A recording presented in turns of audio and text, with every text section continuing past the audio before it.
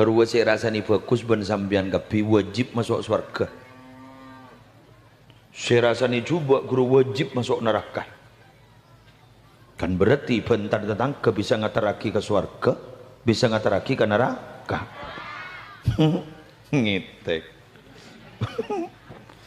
Bener. Dining seporan colon tetangga tak ning totop. Iki ke tak ning totop. Terom bian noto pa colon tetangga. Tero bener siapa dari saya kan dari Imam Syafi'i tore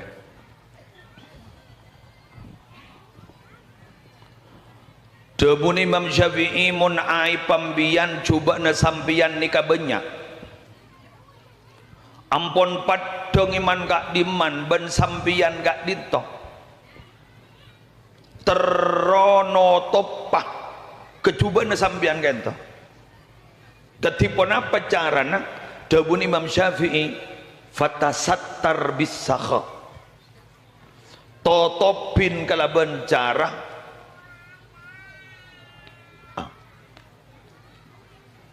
ojen ki rese mak tak ning rasanin tetipun terono toba lesana orang fatasattar bisakha totopin kalaban lam gak dituju ban tetap kau le sambil neliti debu panika jak ring mun Imam Syafi'i jak ring cet lewali nawali mun benda orang ngata debu Imam Syafi'i tak wali pas apa sih wali murid kepi bang sampai Imam Syafi'i tibi ada bu mun benda dengan alim tak wali pas apa sih wali kan sedekah mun sekelas Imam Syafi'i wis pon kula panjenengan dari debu panika perlu teliti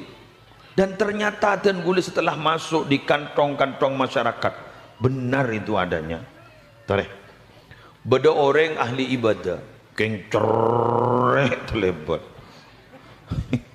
mak tadi datang kesesenengan cak koceng ngeburu cak kor le beda koceng nyemak ipelpal beda tak ada kenangkong mentar tak tepat kasih jawab beda orang kan sang beda orang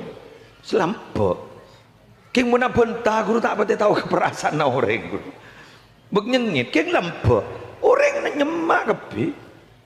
leras cih leras paci seneka leras baik gua anapa lampok terpikir biantan kau lah orang lampok kayak itu bisa menutup kekurangan maka beda debu dimin dan gula pernah ngaji majubilah waliyullah illa ala sakha wa husnil khuluq orang walina Allah kak ditojai pun tak kira yang kak teti walin Allah kecuali si pertama andi sifat lampa nomor dua akhlak bagus kesattar lambu adubu ring wali usah lampa ada ring wali cerek nah daripada tak wali saya berzayat tas tori bismillah mulai mangken niat trono topacat cacat mandar muke totop naban Allah amin nah